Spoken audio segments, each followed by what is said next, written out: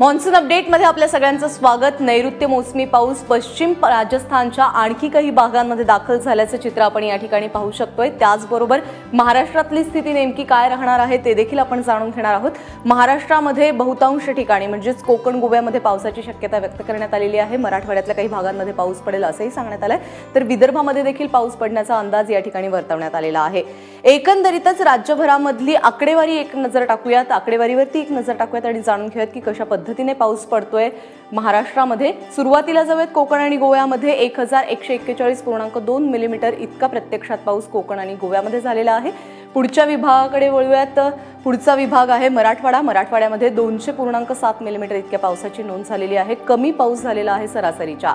यानंतरचा विभाग आहे मध्य महाराष्ट्र। मध्य महाराष्ट्रात प्रत्यक्षात 251.7 मिलीमीटर इतक्या पावसाची नोंद झालेली आहे।